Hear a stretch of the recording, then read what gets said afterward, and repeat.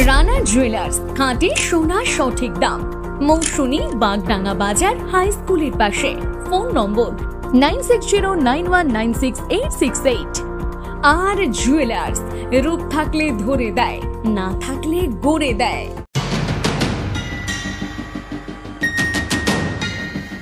প্রাকৃতিক বিপর্যয়ের সময় রাতে ঘুমোতে পারতেন না সাগরদ্বীপের বেগুয়াখালীর বাসিন্দারা। কারণ এই এলাকাটি একসময় এই দ্বীপের সবচেয়ে বেশি ভাঙনপ্রবণ এলাকা ছিল। প্রতি মুহূর্তে সমুদ্র গিলে খেত এখানকার বসতবাড়ি ও কৃষিজমি। সেই সময় গ্রামবাসীরা প্রশ্ন তুলেছিলেন কিভাবে তারা এখানে বসবাস করবেন। কিন্তু সেই এলাকা এখন বদলে গিয়েছে সেখানকার মানুষের জীবনযাত্রা। তারা এখন নিশ্চিন্তে বসবাস করেন। উত্তাল সমুদ্রে ঢেউয়ের দাপট আর তাদের স্পর্শ করতে পারে না। গত প্রায় 12 বছর আগে কয়েক কোটি টাকা ব্যয় করে রাজ্য সরকার ওই এলাকাটি স্থায়ী কংক্রিটের নদীবাঁধ নির্মাণ করেছে। তারপর থেকে ওই এলাকাটি সুরক্ষিত রয়েছে। কিন্তু এখন ভাঙনের প্রবণতা বেড়েছে গঙ্গাসাগরে কপিলমুনি মন্দিরের সামনের অংশে। প্রতি মুহূর্তে এখন সমুদ্র গিলে খাচ্ছে ওই এলাকার চরভূমি। বর্তমানে 2 নম্বর থেকে 4 নম্বর সমুদ্র সৈকতে কেউ স্নান করতে পারেন না। সাগরবাসীর দাবি, গঙ্গাসাগরের উপকূলে বেগুয়াখালীর মতো কংক্রিটের বাঁধ নির্মাণ করা হোক, তবেই এই এলাকা বাঁচানো সম্ভব। এ বিষয়ে স্থানীয় এক বাসিন্দা শম্ভু ঘোড়ই বলেন, বারবার ভাঙছে কপিলমুনি আশ্রমের সামনে সমুদ্রের পাড়। বেগুয়াখালীতে এক নদী বাঁধে ভাঙন হতো, ওখানে এখন স্থায়ী নদীবাঁধ হয়েছে, এখন আর ভাঙে না। আমাদের মনে হয় বেগুয়াখালীর মতো নদীবাঁধ নির্মাণ করলে আর ভাঙবে না। এখন তো ভাঙতো না, জল আসতো সাইড দিয়ে চলে যেত, এতটা জলের গতি ততটা ছিল না, আর এত রাস্তাঘাটও ভাঙতো না। আর এই কয়েক বছর এখানে রাস্তাঘাট, একটা তো ঢালাই রাস্তা করেছিল সরকার থেকে, ঢালাই রাস্তা 2 নম্বর থেকে একদম 1 নম্বর থেকে একদম 5 নম্বর অবধি, ওটা ভেঙে চলে গেছে। গত বছর আবার একটা ইঁটা দিয়ে করেছিল, ওটাও এবছর ভেঙে পুরো চলে গেছে। লোক স্নান করতে পারছে না, ঘাট কিছুটা আগিয়ে এলো সমুদ্র। হ্যাঁ, এবছর দেখছি আরও খানিকটা ওই ইঁটা তুলে, মানে ঢেউতে ইঁটা তুলে দিয়েছে একদম উপরের দিকে, মানে রাস্তাটা ভেঙে চলে এসছে আরও বেশি। ওইটা ওই লাইট হাউসে যেটা হয়েছে, ওই যে ঢালাই দিয়ে যেই কাজটা, ওইভাবে যদি কাজ হয় তাহলে আমাদের মনে হয় এখানে কিছুটা রোধ হবে। কেননা ওই দিকে পুরো বালি চড়া হয়ে ওখানে অনেকটা চড়া হয়ে গেছে, লোক অনেকটা নামতে পারবে। এখানে যেটা ছিল আগে, এখন আর ওটা নেই, এখন সব মাটি ফেলছে, সব মাটিগুলো ধুয়ে চলে যাচ্ছে। সরকার থেকে ওই পাইলেন দিয়ে অনেকটা কাজ করার চেষ্টা করছে, থাকছে না ঢেউয়ের জন্যে। ওটা আমরা মনে করছি যে ওই যেরকম ওই লাইট হাউসে করেছেন ঢালাইটা, ওই রকম করলে এখানে ভালো হয়। নাহলে কিন্তু এর জলটা রোধ করা যাবে না। এই যে ভাদ্র মাসের একটা কোটাল আছে, সাড়াসাড়ি কোটাল, ওই কোটালে প্রচুর জল বাড়াবাড়ি হয়, কেননা বর্ষার জল আর ওই জল ও প্রচুর বাড়ে। এইখানে মন্দিরের সামনে অনেক জল হয়ে যায়, বা রাস্তা আরও ভেঙে যাওয়ার সম্ভাবনা বেশি থাকে। তো সরকারের কাছে এইটা আবেদন করব, যেটা লাইট হাউসে করেছে এইভাবে যদি একটা বাঁধ করে যদি একটা করে দেয়, পজিশন করে একটা ঘাটের নামার সুবিধা করে দেয়, তাহলে মনে হয় ভালো হয়। অনেকে যাত্রীরা আসছে বাইরের থেকে, ওরা ভালো করে স্নান করতে পারছেন না।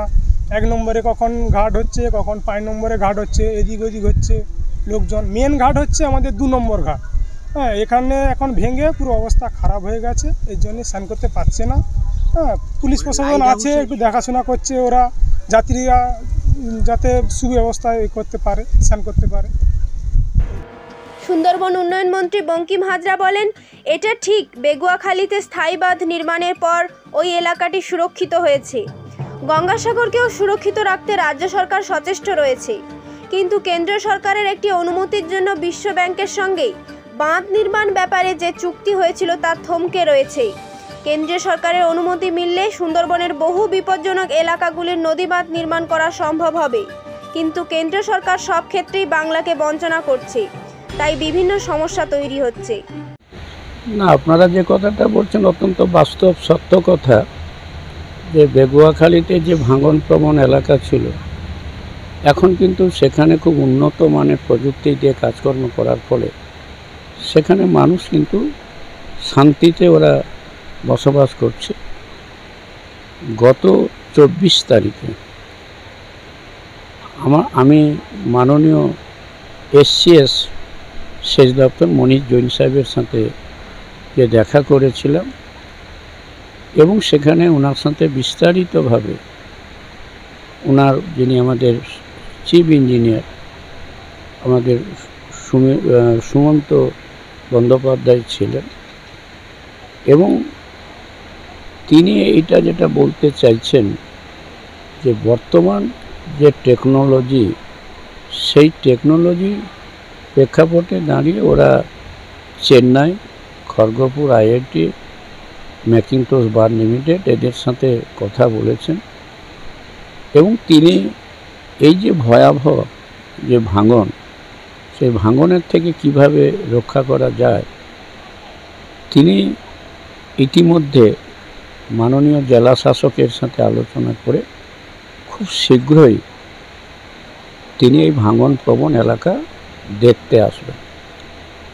এবং ইতিমধ্যে আপনারা শুনেছেন, জেনেছেনও যে আমাদের মাননীয় মুখ্যমন্ত্রী ওয়ার্ল্ড ব্যাংকের সাথে যখন কেন্দ্রীয় সরকার কোনো টাকা দিচ্ছে না, সেই জায়গাতে দাঁড়িয়ে তিনি ওয়ার্ল্ড ব্যাংকের সাথে একটা চুক্তি স্বাক্ষরিত করেন এবং সেই চুক্তিতে ছিল 42,000 কোটি টাকা। তাতে শুধু সাগর নয়, মনসুনি, আমাদের পাথর প্রতিমা, আমাদের রায়দিঘি থেকে শুরু করে গোসাপা, বিভিন্ন যে ভান্নাবুল পয়েন্টগুলো আছে সেই সব জায়গায় যাতে নদীর ভাঙন থেকে এলাকাকে প্রোটেক্ট করা যায়, যাতে নদীর জলে আর গ্রাম না ভাসে, মানুষ যেন আর ক্ষতিগ্রস্ত না হয়, সেই চুক্তি স্বাক্ষরিত হয় এবং 70% টাকা দেবে আমাদের ওয়ার্ল্ড ব্যাংক, আর 30% টাকা দেবে আমাদের রাজ্য সরকার। আর ওদের টেকনোলজি হচ্ছে নেদারল্যান্ড গভর্নমেন্টের টেকনোলজি। কিন্তু সবই প্রস্তুত হয়ে গেছে, সবই রেডি হয়ে গেছে। আমাদের এখান থেকে যে ওয়ার্ল্ড ব্যাংক, আমাদের যে বন এবং পরিবেশ দপ্তর থেকে যে ছাড়পত্র, সেগুলো সবই ক্লিয়ার করে দেওয়া হয়েছে। কিন্তু অত্যন্ত দুর্ভাগ্যের বশত কেন্দ্রীয় সরকারের একটা সিগন্যাল লাগে, সেই সিগন্যালটা সামান্য একটা চিঠি লাগে, মানে ওই ফরেস্ট আপনার বন এই দপ্তর থেকে, প্রাকৃতিক পরিবেশের উপরে একটা ওদের একটা কনসার্ন লাগে। কিন্তু সেই কনসার্ন না দেওয়ার ফলে আমাদের এই যে ভাঙন প্রবণ এলাকার আমাদের মুখ্যমন্ত্রীর যে স্বপ্ন, সে স্বপ্ন কিন্তু এখনো বাস্তবায়িত হতে পারছে না। কাকদ্বীপ থেকে রবীন্দ্রনাথ মণ্ডলের রিপোর্ট, প্রান্তিক বাংলা।